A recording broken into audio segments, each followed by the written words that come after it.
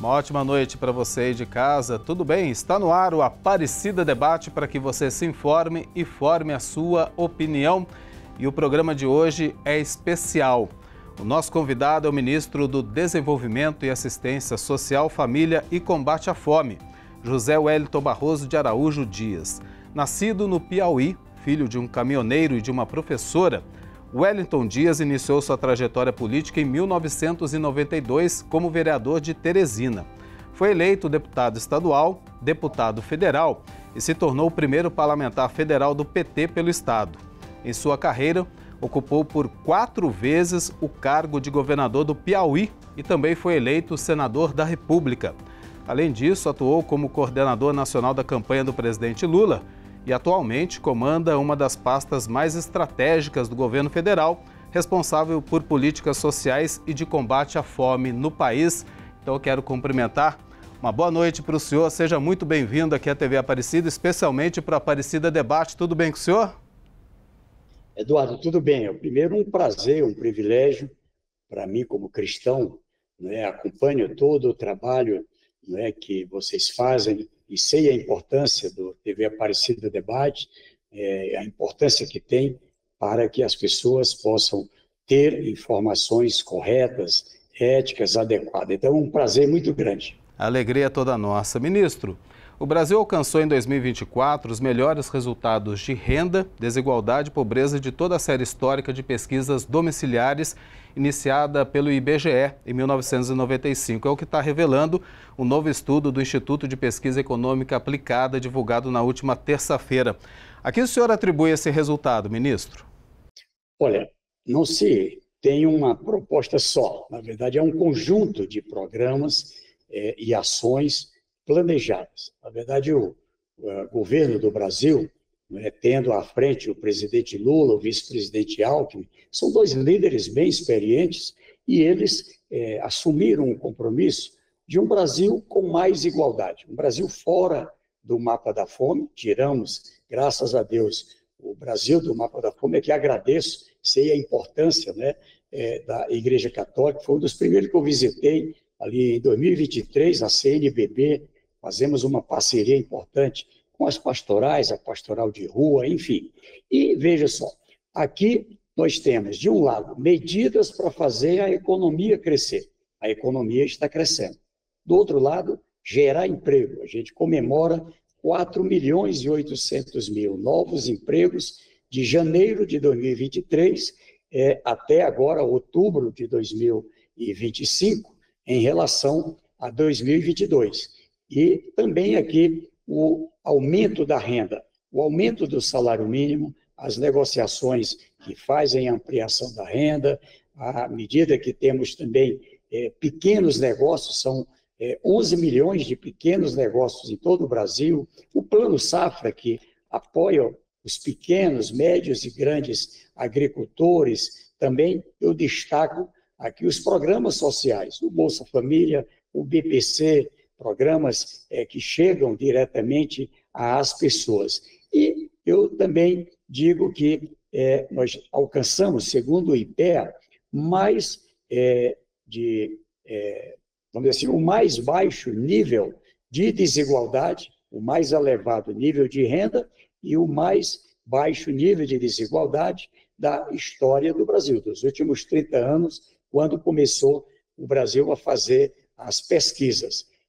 Aqui, para você ter uma noção, o Brasil é a 10ª maior potência econômica do mundo, mas é um país que tem ainda uma desigualdade muito forte.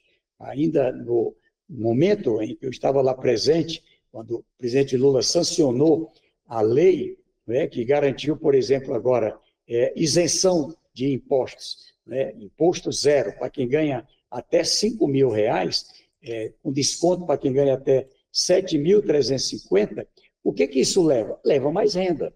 Alguém que ganha, por exemplo, R$5.000, está pagando cerca de R$500 de imposto de renda, e agora deixa de pagar R$500 que entra ali na sua renda, e aí aumenta o poder de compra. Então, são medidas como essa todas que colocam o Brasil no mais baixo índice Gini. O índice Gini, quanto mais perto de 1, mais desigual. Quanto mais perto de zero, menos desigualdade. E a gente alcançou, estava em 0,544, agora foi para 0,506, e é realmente uma conquista de padrão do povo brasileiro, cada vez com menos desigualdade.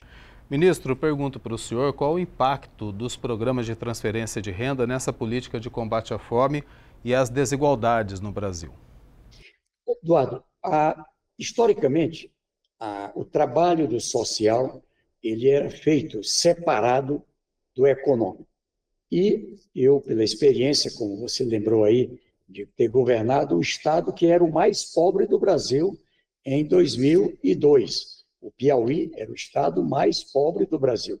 Ali, quando a gente, qualquer piauiense chegava em São Paulo, em qualquer lugar, você é de onde? Sou do Piauí. A pessoa dizia logo, Piauí, o estado mais pobre do Brasil. Muitas pessoas na fome, enfim.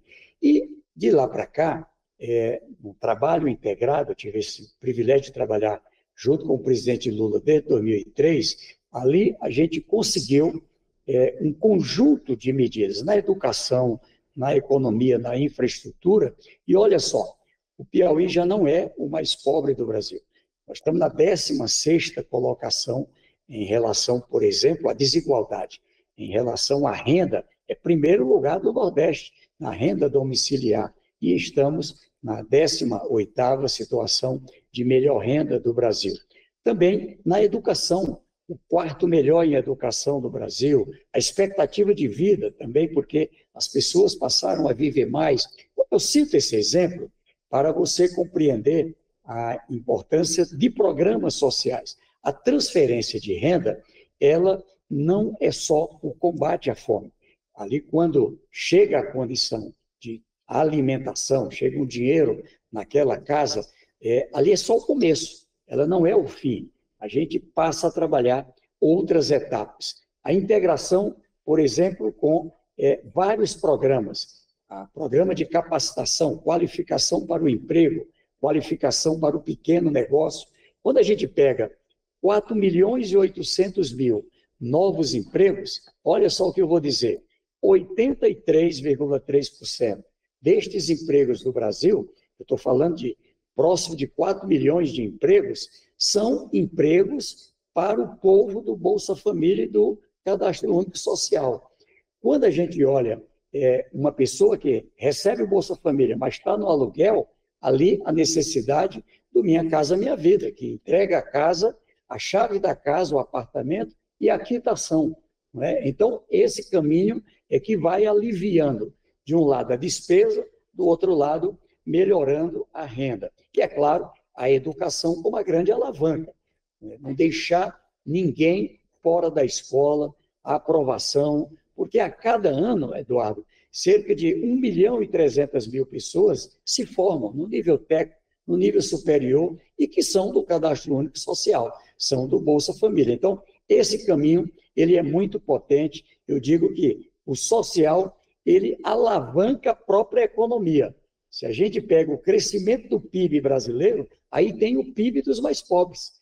A garantia de que aquela pessoa que estava no Bolsa Família, agora botou um salão de beleza, botou um mercadinho, está lá na produção, não é, de uma horta de fruta, de leite, já alguns assinando a carteira de outras pessoas como empregador, né, como empresários, pequenos empresários, pessoas que, ali do emprego, né, esses dias eu vi uma situação em Brasília, na Neoenergia, a formatura de várias pessoas na área de eletricidade, de várias profissões, e uma fez lá um depoimento, ela é técnica de eletricidade. Ela disse, olha, o sonho da minha mãe era comer uma maçã verde. Então, quando eu recebi o primeiro salário, levei minha mãe lá no mercadinho, e ela disse, minha filha, eu posso comprar o quê? Mãe, o que a senhora quiser, pode comprar. E aí, daqui a pouco, ela passou ali perto da maçã verde, viu que a mãe estava constrangida, e ela, com lágrimas nos olhos, disse, mãe, hoje você vai comprar maçã verde, né? Você pode, a sua filha trabalha. Então, isso aqui é a dignidade. Nós queremos que a gente possa trabalhar com aquela parábola. De um lado, dar o peixe, mas também ensinar a pescar e, com o programa Acredita, inclusive, viabilizar a compra dos equipamentos para a pesca. Então, em todas as áreas, esse é o caminho e está dando resultado em todas as regiões do Brasil.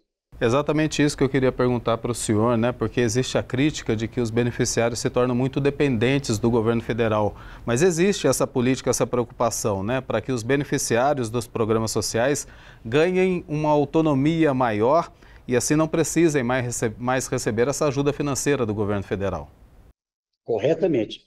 De um lado, um primeiro passo, tirar da fome, tirar da miséria, também tirar da pobreza e garantir apoio para chegar à classe média. Um exemplo, o PRONAF, o Programa da Agricultura Familiar, ele emprestava 3 mil, 4 mil, 5 mil, que bom, tem ali um dinheirinho para um pequeno negócio. Agora nós mudamos, ele vai até 40 mil reais no primeiro passo. Com isso, imagine uma horta com 40 mil reais de investimento. 40 mil para comprar vaca leiteira, ali para quem tem ali um costume de trabalhar com gado leiteiro, ou para produzir, não é, melão, melancia, uva, alguma fruta. Então, em qualquer atividade, alguém que quer um financiamento, e aí quando vai para o segundo passo, vai até 100 mil. No terceiro passo, vai até 400 mil. Ah, mas como é que eu vou tirar um empréstimo? Porque eu não tenho garantia, eu não tenho um avalista. Foi criado um fundo garantidor, é o governo federal quem garante. Depois, a pessoa, quando ela alcança um bom resultado, ali ela pode dar novos passos, fazer com que chegue até a classe média. Veja que a classe média brasileira está crescendo. A gente tinha alcançado, ali em 2013, 2014, próximo de 52% dos domicílios brasileiros na classe média, caiu aí para um patamar de 43%, 44%, e agora voltou e ultrapassa de novo de 50%. Então, queremos ser uma potência econômica, mas, repito, com mais igualdade é isso, com mais pessoas na classe média. Hoje eu vi um dado que é assustador. No Brasil, 1% dos mais pobres, 1% dos mais ricos, com 50% de toda a riqueza do Brasil. Então, é muita concentração. Quando a gente compara o Brasil com países da África, 49 países têm um nível de desigualdade menor do que o Brasil. Então, não dá para a gente brincar com isso. Então, se a gente quer um país realmente mais desenvolvido, que nos dê orgulho, a gente tem que dar a mão a quem mais precisa. E é isso que estamos fazendo, é a determinação do presidente do Brasil. Ministro, o senhor já citou no início da entrevista, né, essa grande conquista que foi do Brasil, porque este ano a ONU anunciou que o país saiu do mapa da fome. O que representa na prática essa conquista? Olha, nós somos parte de um país que é o quarto maior produtor de alimentos do mundo. Um país que produz mais de 2 vezes o que é necessário para alimentar o nosso povo. Então, além de garantir alimento para todos os 215, 216 milhões de brasileiros, ainda temos alimento para vender e abastecer e matar a fome em outros países. Então, no caso, a gente tinha saído do mapa da fome em 2013, 2014. Ali, o Brasil tinha alcançado um patamar abaixo de 2,5%, o que a gente chama de subnutrição e desnutrição, e, pelo critério da FAO, quem está abaixo de 2,5% sai do mapa da fome. Subiu de novo. A gente chegou, no critério da FAO, a perto de 5%. E agora a gente fez essa redução. Um programa com a rede do Sistema Único da Assistência Social, o Sistema de Segurança Alimentar, que eu agradeço, os municípios, estados, as entidades, um trabalho que a gente faz, por exemplo, com as várias entidades vinculadas à Igreja Católica. A gente lembra muito do Betinho, ali na defesa de um Brasil sem fome, e garantindo ainda as condições de, além de transferência de renda, complemente a alimentação, cozinha solidária, alimentação escolar, que chega a 50 milhões de crianças e adolescentes, e comida boa agora. Eu lancei agora com a ministra Esté, o ministro Paulo Teixeira, a plataforma Brasil Contrata Mais, onde as pessoas que produzem podem ali colocar seus produtos para vender direto para a escola, vender para os hospitais, para as Forças Armadas, enfim, uma compra direta. Então, tirar o Brasil do mapa da fome não é uma operação simples. Primeiro, uma decisão política, a decisão de colocar os mais pobres no orçamento, garantir o dinheiro necessário para quem precisa. Olhar para a população de rua, olhar para as pessoas que são imigrantes, refugiados, indígenas. Então, olhar as que vivem na favela, você alcançar cada pessoa em cada lugar. A gente, na verdade, saiu do mapa da fome, mas ficamos ali ainda com 1,7% em 2024. Em 2025, nós já alcançamos aí uma quantidade grande também de pessoas que vão estar saindo do mapa da fome este ano. E, é claro, o objetivo não é só, como eu disse, dar o alimento. Ali, a gente tem a necessidade de acompanhar, para ser uma pessoa saudável. Já vacinou? Já a gestante está sendo acompanhada? O bebê ali faz a pesagem, garante o apoio aos idosos, a todas as pessoas nas suas particularidades. E, é claro, garantir que tenham oportunidade. Quando Deus nos coloca na Terra, nós nascemos todos iguais, todos iguais. A diferença depois do nascimento são oportunidades. Quando a gente tem oportunidade, vai. Olha o que eu estou dizendo. As pessoas do Bolsa Família querem sim trabalhar, agora querem emprego decente. Querem emprego decente. As pessoas querem empreender, querem colocar pequeno negócio, mas precisam desse apoio. Então, quando o apoio vem, olha só a resposta. 11 milhões de pequeno negócio, 4 milhões e meio do povo do Bolsa Família e do Cadastro Único, 4 milhões e 800 mil empregos, 83% é o povo do Bolsa Família do Cadastro Único. Então, é esse caminho, Eduardo, que o Brasil quer trabalhar cada vez com mais força.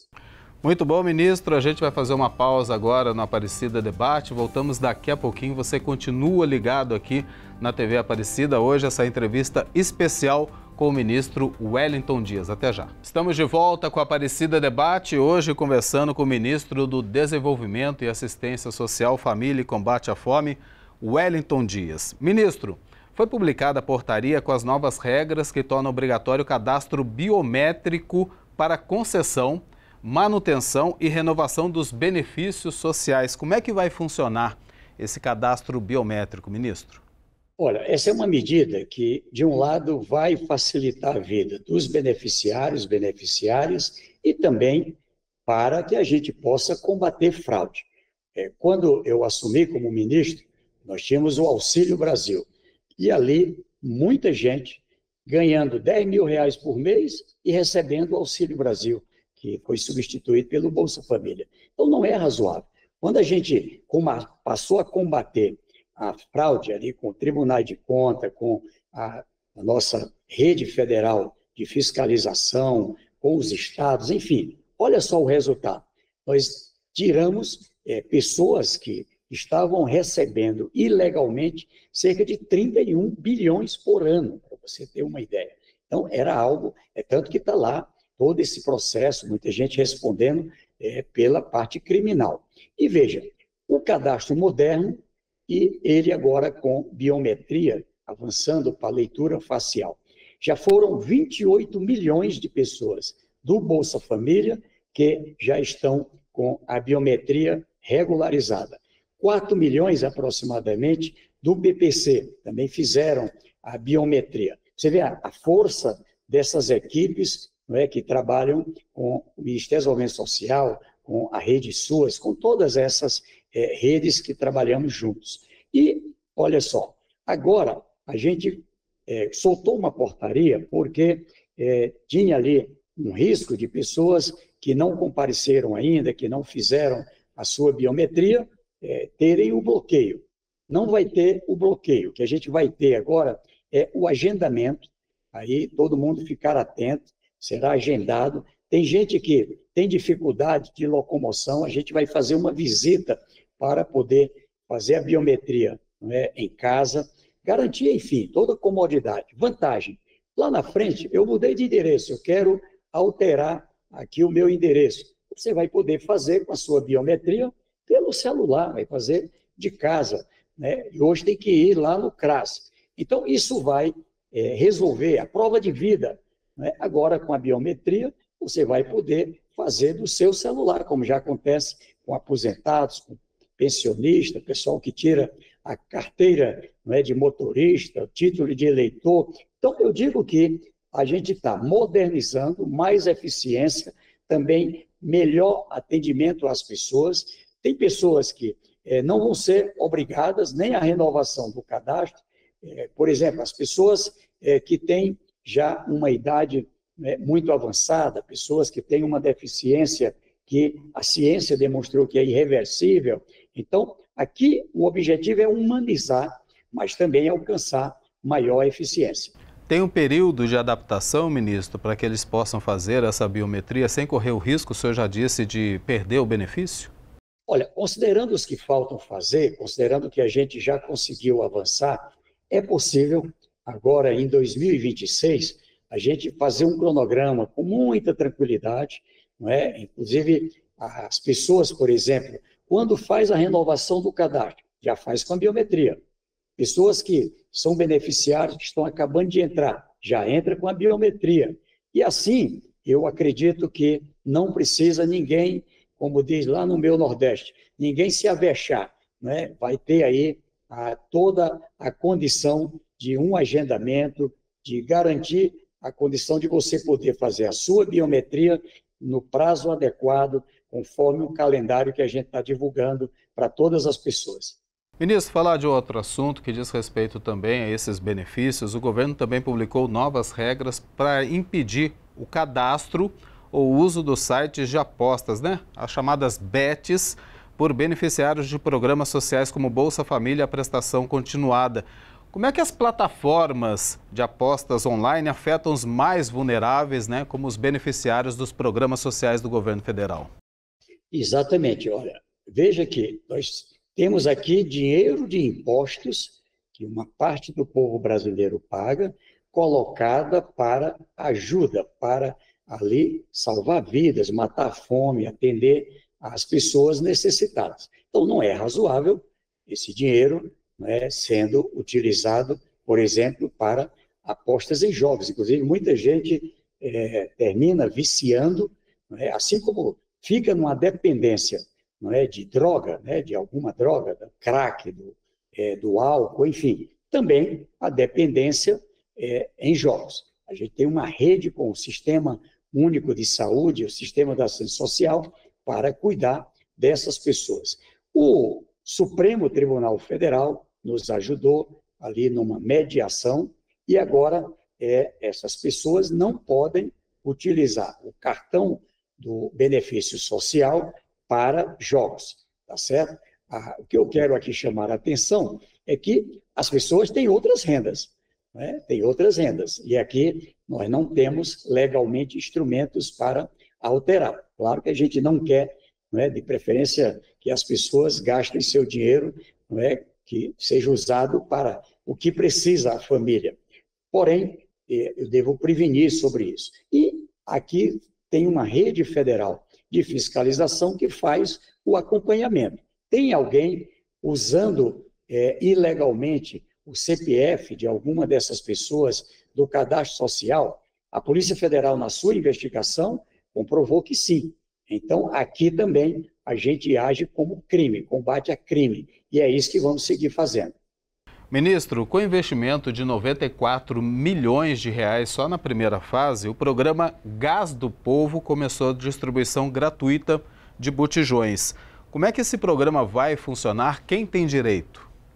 Olha, eu estive em São Paulo, na Vila, deixa eu ver se eu me lembro o nome, Joanice, né? E ali fizemos as primeiras entregas de botijões de gás, com a Caixa Econômica, Ministério das Minas e Energia, com as distribuidoras de gás, a Nacional Gás, neste caso estava lá, e um pequeno distribuidor, ali o Carlos, e a gente fazendo aquela entrega. E eu pude ouvir o depoimento dela, ela contando que a dificuldade que tinha para fazer a comida. Para quem tem uma renda mais elevada, não imagina o custo, o peso que é um botijão de gás, né, que a pessoa compra. Então, de primeiro, tinha um voucher, um vale.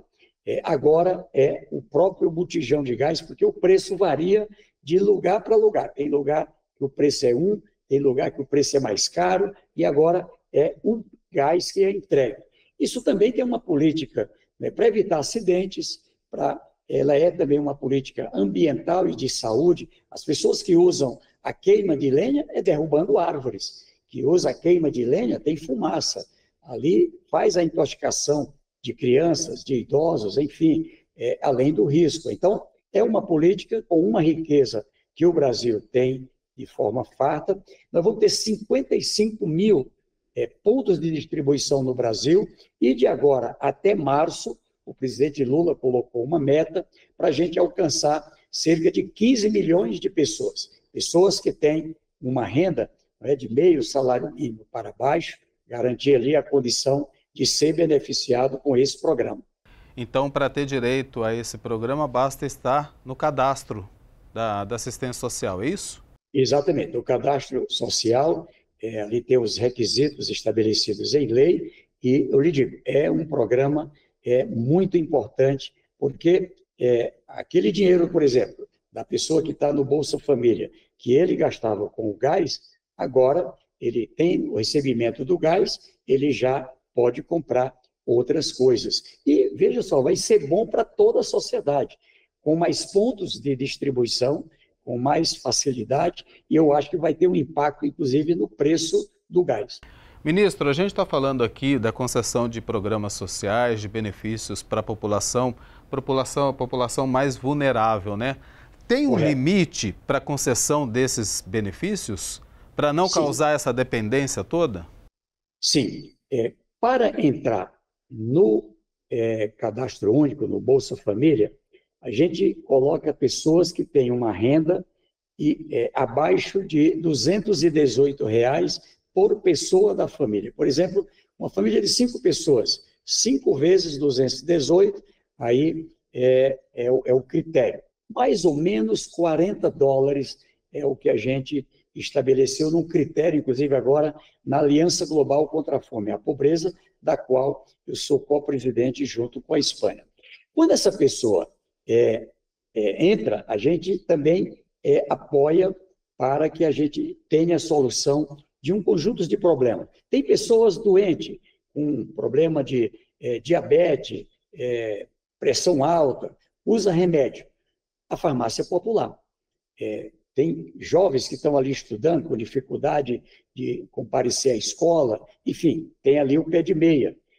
A habitação, como eu já disse, onde mora não tem energia, tem ali o Luz para Todos, tem o programa de internet, o Luz, a tarifa do povo, né, que é a tarifa social gratuita, o gás do povo também, como eu acabei de explicar. E veja, mas também o objetivo é, via educação e via preparo para o emprego e para o pequeno negócio, no campo ou na cidade, superar a pobreza. Nós temos ali uma assistência técnica para aquela pessoa que precisa de apoio técnico, mas uma assistência para a superação da pobreza. Essa diminuição de 37% da pobreza, né, para em torno de 19%, 20%, ela já mostra que estamos no caminho certo. Muita gente, inclusive, indo para a classe média. Quantas vezes você não conhece pessoas que eram do Bolsa Família, agora é jornalista, é a filha da empregada doméstica, agora é médica. Ali o orgulho do agricultor que vive lá na enxada, ainda na idade da pedra, e agora o filho é técnico agrícola, é agrônomo. Ou seja, isso aqui é inclusão socioeconômica. É alguém saindo de uma renda, não é, dada pelo povo e agora contribuindo com o desenvolvimento. É esse caminho que o Brasil quer seguir cada vez com mais força. Estamos conversando com o ministro do Desenvolvimento, Assistência Social, Família e Combate à Fome, Wellington Dias. Ministro, perguntar para o senhor sobre a atuação do governo federal em diversas frentes, né? Desde que um tornado atingiu a cidade de Rio Bonito do Iguaçu, no estado do Paraná, deixando um rastro de destruição. Quais são as principais ações do Ministério do Desenvolvimento e Assistência Social nessa tragédia que infelizmente abalou todo o Brasil? Olha, uma tragédia que realmente foi muito impactante. Já no primeiro dia, a gente já estava com as nossas equipes ali trabalhando, não é? Depois, a presença da ministra Gleice Hoffmann, ministro Valdez, também o MDS. E, olha só, a garantir todo o apoio, né, no primeiro momento, para ajuda humanitária, mas também para a reconstrução. As pessoas perderam casas, as pessoas perderam seu negócio, seu mercadinho, seu salão de beleza, as pessoas perderam, né, o gado, perderam seus animais, perderam sua produção de suíno, ou seja, e agora a gente está lá para apoiar, integrando o município, o Estado, o governo federal, independente de diferença política, as entidades sociais. Aqui eu faço um agradecimento a toda a solidariedade, ajudando aquele povo. Agora, ali perto, em Santa Catarina, também novas enchentes. O Rio Grande do Sul, acho que todo mundo acompanhou toda essa situação. Eu abri ali em 2023, indo ao Rio Grande do Sul, era seca. Não é? 4 meses depois, era enchente. Ou seja, ali não parou.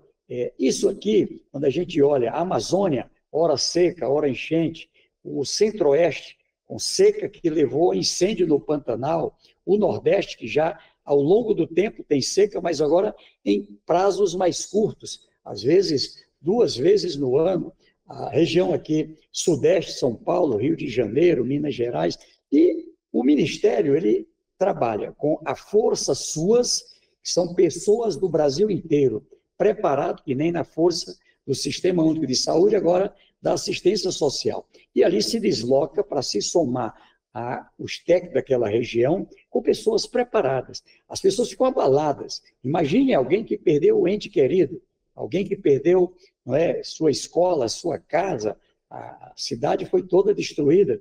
E ali precisa de assistência psicológica, precisa de apoio, e essas equipes ajudam, apoio em saúde, apoio no que precisar. A ordem do presidente Lula é não deixar faltar, né, para o povo do Paraná, agora de Santa Catarina, ou qualquer lugar do Brasil. E disparando o sistema de alerta, foi ele que conseguiu que muita gente se deslocasse para local, né, fora do perigo.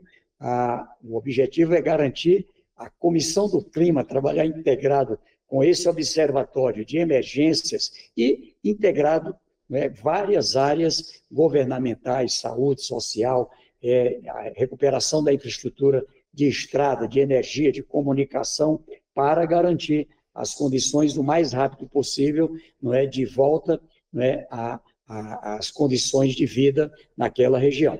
Porque não é só uma reconstrução física, né? Não é só reconstruir a sua casa, reconstruir o seu bairro, a sua comunidade, é uma reconstrução humana, né?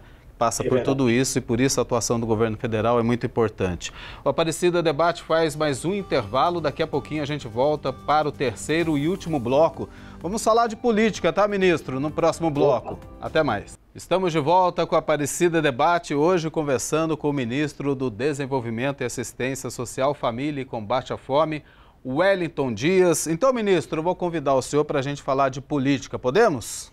Vamos lá. Como é que o senhor vê o cenário político para as eleições de 2026? Olha, infelizmente, a gente ainda vive um momento muito tenso no Brasil.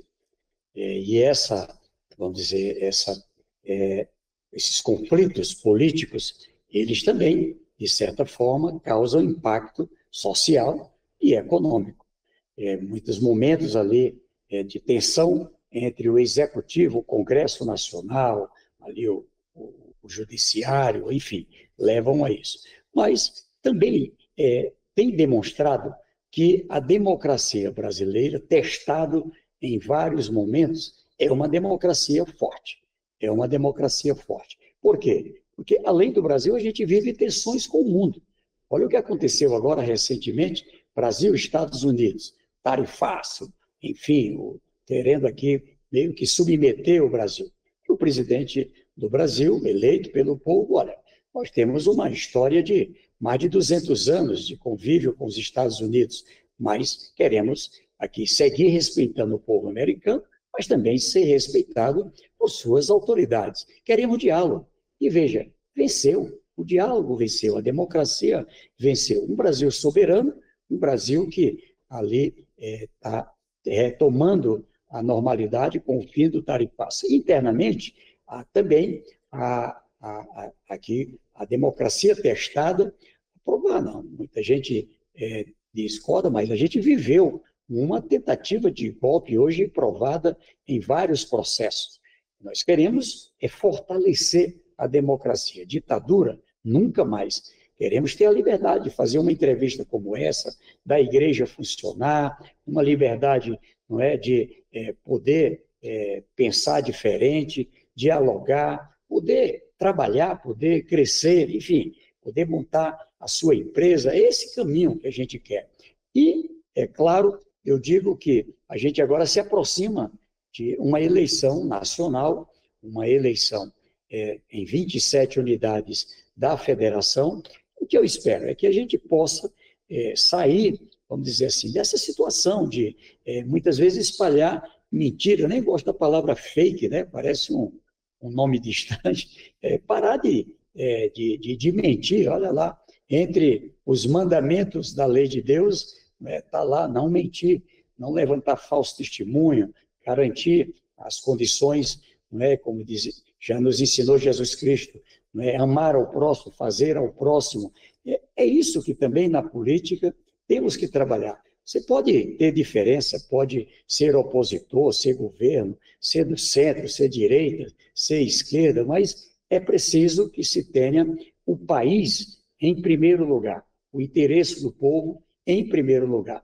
E eu digo que o campo político do qual eu faço parte quer contribuir para isso, para que a gente tenha uma eleição limpa, para que a gente tenha a eleição do melhor e, é claro, queremos apresentar também nossa proposta, que está em andamento, como alternativa.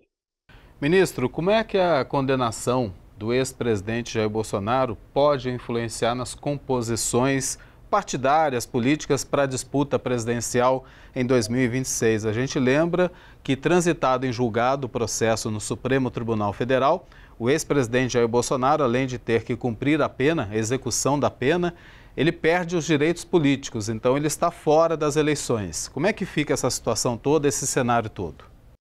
Olha, é claro, aqui há um campo que demonstrou em 18 e 22 que conseguiu congregar muitas lideranças do país. O que eu percebo de verdade é que há, novamente, uma reorganização política no Brasil. A minha visão é que há um campo mais ao centro aqui, pegando o exemplo, o nosso vice-presidente Geraldo Alckmin é uma pessoa que tem um pensamento mais ao centro, diferente daquilo que se denomina de centrão, mas ao centro no sentido de um caminho do meio aqui, com bastante equilíbrio. O presidente Lula coordena uma frente com partidos de esquerda, mas também com um pensamento de bastante maturidade, serenidade e, é claro, qual é o projeto para o país. A gente não pode ter líderes só, eu sou contra isso, eu sou contra aquilo, eu sou contra aquilo, e a favor de quê? É a favor de quê? Então, eu acho que o eleitor que já vivenciou variadas experiências recentemente, ele estará bem melhor preparado para as suas decisões. O voto tem consequência, ou seja, não vender o voto, garantir a condição de uma decisão bem pensada, pensando no melhor para você, para a sua família, para o seu município, seu estado, para o nosso país, a importância do Brasil para o mundo. Então, hoje o que a gente trabalha é isso, como é que um país como o Brasil, a gente pode olhar o social, tirar o país do mapa da fome, garantir que se tenha oportunidades de trabalhar, de crescer, de estudar, ser livre, montar um negócio, ter segurança. A relação do Brasil com o mundo, a gente tinha quase que rompido com muitos países, agora reconstruindo. E com isso, é claro, cresce não só a economia, mas cresce as oportunidades. É isso que a gente quer, um país de oportunidades. A polarização, né? Esse embate entre direita e esquerda que foi tão marcante nas últimas eleições, o senhor acredita que pode se repetir nas próximas eleições do ano que vem? Olha, infelizmente, eu digo que ainda teremos líderes, não é, insistindo nessa linha da mentira, do ódio, do fake, ou seja, mas eu quero acreditar que uma maioria maior do que em 2022, com tudo o que aconteceu, eu acho que vai ter mais responsabilidade, serenidade, e aqui a gente vai ter que contribuir para essa direção, garantir que o nosso país possa ter no Congresso Nacional, Câmara, Senado, representantes afinados com a pauta do povo, né? Que não pense em si mesmo, que não pense em usufruir do mandato, né, a seu favor, né, mas que possa servir ao povo, como é o que está estabelecido, né, na nossa Constituição.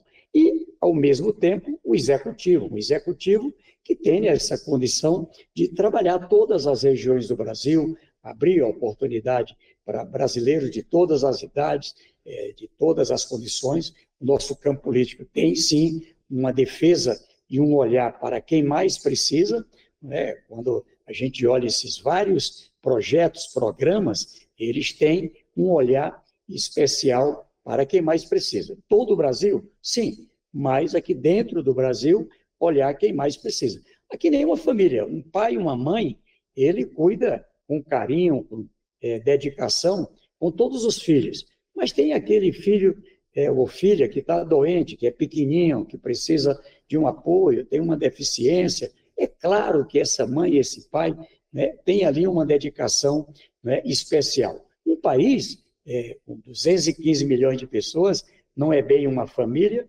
mas também vivencia aos milhares, aos milhões, situações semelhantes. A nossa opção do meu campo político é de ter um país com desenvolvimento, mas cada vez com mais igualdade, com justiça social, um país sem fome, um país sem pobreza. É isso que queremos seguir trabalhando. Ministro, como é que a esquerda pretende se articular para as próximas eleições? A gente lembra que são eleições gerais. A gente fala muito da eleição para a presidência da República, mas também teremos eleições para governadores, para as assembleias legislativas, para o Congresso Nacional. Quais são as possíveis alianças da esquerda para 2026? Olha, o que estamos trabalhando leva em conta, né, a realidade política lá da composição do governo em 2023, o trabalho feito até agora, né, como era esperado ali, setembro, outubro, começamos a ter pessoas que estavam no governo, não, agora eu vou para a oposição, pessoas que estavam na oposição, não, agora eu vou para o governo, e devemos ter ali um conjunto de líderes, partidos, num campo, não é, do centro, em direção a partidos também mais à esquerda, no sentido, esquerda, muitas vezes é uma palavra batida, eu gosto assim, mais humanista. Eu digo que hoje, um país como o Brasil e o próprio mundo, ele é mesmo dividido, não é mais nem direita, centro, esquerda. É quem é mais e quem é menos humanista. Quem é que tem na defesa, na coerência, no seu trabalho, no seu mandato, né, quando lidera uma prioridade para o humanismo, né, cuidar das pessoas mais pobres, cuidar dos rurais, cuidar dos indígenas, cuidar com carinho dos imigrantes. Veja, tem país fazendo uma política anti-imigrante, né? O Brasil tem uma condição de acolhimento, claro, uma preocupação com as fronteiras, para não entrar ilegalidades, mas nesse campo. E aqui, é claro, nós vamos ter que dar passos. O próprio presidente Lula apresentou agora uma proposta para a área da segurança. É uma proposta que tem por objetivo aprimorar, é um problema grave que a população sente e o presidente do Brasil quer trabalhar, garantir que a gente que alcançou, não é, ali a redução da fome, a redução, não é, da miséria, da pobreza, mas seja um país cada vez com mais igualdade,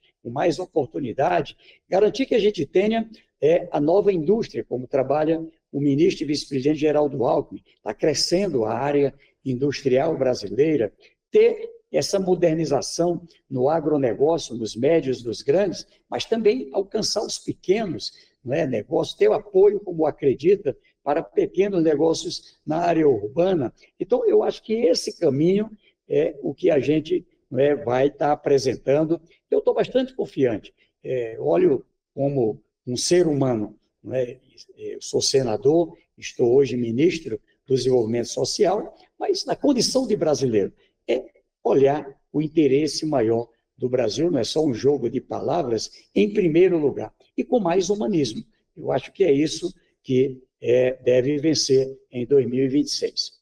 O presidente Luiz Inácio Lula da Silva é o virtual candidato a mais um mandato, né? Candidato à reeleição pelo PT. Existe essa possibilidade de o presidente não sair candidato? Ele mesmo já admitiu algumas vezes que sairia candidato, né? Se ele não sair, tem uma outra alternativa já trabalhada pelo partido? Como é que está a situação, ministro? Olha, no nosso campo político, o presidente Lula é um homem saudável, uma pessoa, né, com muita disposição. Eu tenho viajado com ele pelo Brasil, em alguns momentos, a outros países. É um vigor extraordinário. Estava hoje, quando estamos dando essa entrevista, acompanhando ali uma série de agendas com ele, e uma pessoa muito determinada. Ele tem, assim, pela sua história de vida, ele sempre lembra da sua mãe, ele sempre lembra, nunca esquece lá das suas raízes, mas uma pessoa que tem, antes de tudo, um compromisso, de poder entregar um Brasil cada vez melhor. Ele é o plano A, o plano B, o plano C, ou seja, eu acho que não há razão. Ele tem o direito natural à reeleição, um país que tem reeleição, e, é claro, precisa apenas da vontade dele. O presidente Lula só não é candidato em 2026 pelo nosso campo político se ele tomar a decisão de não ser. O que ele tem dito, inclusive agora em diálogo, que terminou vazando, é que vai se colocar à disposição do povo brasileiro, se Deus quiser, como pré-candidato a presidente do Brasil para o mandato de 27 até 2030. Não poderia deixar de perguntar para o senhor o projeto político pessoal do senhor. O senhor sai candidato nas próximas eleições? Em 2026, eu tenho um mandato até 2030 de senador. E sou grato aqui ao apoio do meu querido povo do Piauí, tenho eleito em 2022. Lá estou acompanhando o governador Rafael, que é o governador do Partido dos Trabalhadores e cabeça um campo político lá muito forte, e deve ser também o natural candidato. Assim, nós estamos organizando lá todas as composições e, como você disse, com essa preocupação, eu quero estar ajudando no estado do Piauí e ajudando a nível nacional, especialmente no Nordeste, no sentido de que a gente tenha um time que seja capaz de fazer cada vez mais gol em favor de vitórias para o Brasil. Ministro, como é que o senhor avalia a relação hoje do Palácio do Planalto com o Congresso Nacional? Parece que o Congresso não reagiu tão bem assim à indicação feita pelo presidente Lula do nome de Jorge Messias para a vaga no Supremo Tribunal Federal. A relação hoje está estremecida. Em cerimônia em que o presidente Lula sancionou a lei de isenção do imposto de renda, não compareceram os presidentes do Senado e da Câmara. Seria uma reação negativa, não? Não, eu sou do Senado, de vez em quando faço uma visita por lá, tenho muitos amigos, pessoas, independente de quem é governo ou quem é oposição, com quem tem o diálogo. E vai ser o diálogo que vai vencer de novo. A gente viveu nesse período de 2022 para cá muitas tensões. E eu digo que é o caminho do diálogo. Quando a gente tira a vaidade, tira o projeto pessoal, tira ali o interesse individual e olha o interesse maior do Estado de cada um, do Brasil, eu creio que aqui facilita tudo. Tem muita coisa que o Brasil precisa ainda do Congresso Nacional. Eu cito esse exemplo de medidas para trabalhar melhor, fortalecendo a Polícia Federal, fortalecendo a integração do governo nacional com estados e municípios para a gente combater o crime. Ou seja, medidas como essa passam pelo Congresso Nacional. E é preciso sair um projeto fora de tensões, sair ali com bastante serenidade e equilíbrio. Por quê? Porque é uma legislação que vai impactar 215 milhões de pessoas que vivemos no Brasil. Eu confio e quero ajudar. O ministro da Advocacia Geral da União, Jorge Messias, é um brasileiro muito preparado, competente. Ele já demonstrou a sua capacidade agora como advogado-geral da União, na relação com o Supremo, na relação com o Legislativo, o Executivo. É uma pessoa cristã, uma pessoa que tem ali pautado toda a sua vida pela legalidade, pelo respeito à Constituição, e creio que dentro do Senado Federal teremos ali, pelo diálogo, a condição da aprovação. É um direito do presidente, do Executivo, o presidente, como qualquer outro presidente, ali agora o ministro Barroso antecipou sua saída e, com isso, abriu uma vaga. Então, cabe ao presidente da República encaminhar ao Congresso Nacional. E, historicamente, através do diálogo, se encontra a condição de uma maioria para a aprovação. Eu estou bastante confiante que vai prevalecer não só para essa votação do ministro Jorge Messias para o Supremo Tribunal Federal, mas também para várias pautas que são de muito interesse do povo brasileiro. Ministro, quero agradecer muito a participação do senhor hoje, especialmente aqui no Aparecida Debate, e nesse finalzinho gostaria de deixar aberto para uma mensagem do senhor. A gente está chegando aí no final do ano, né? Então aproveitar essa oportunidade para que o senhor possa falar diretamente com o pessoal de casa aqui que nos acompanha e nos assiste na TV Aparecida. Olha, eu quero aqui primeiro agradecer a Deus, eu acho que a gente tem condições de saúde e de poder garantir uma condição de um Brasil melhor. Eu quero aqui dizer que quero aproveitar cada momento em que estiver à frente do Ministério do Desenvolvimento Social, me somando com outros ministros, com o presidente Lula, o vice-geraldo Alckmin, integrado com estados, com municípios, com empresários, com a sociedade civil, para que a gente possa avançar. Um ano em que a gente possa trabalhar e pedir a Deus paz, que a gente tenha oportunidades e que 2026 seja um ano ainda melhor. Então, um grande abraço e bênçãos de Deus. Amém, que a gente possa se rever aqui em 2026, aqui na TV Aparecida. Assim encerramos o Aparecida Debate de hoje. Reveja esse e outros programas no canal da TV Aparecida, no YouTube e no nosso Instagram, @jornalismo TV Aparecida. Além das notícias e bastidores da programação, você em casa também pode sugerir temas para a gente debater toda terça-feira aqui na nossa programação. Uma ótima noite para você, um bom descanso. Até a próxima.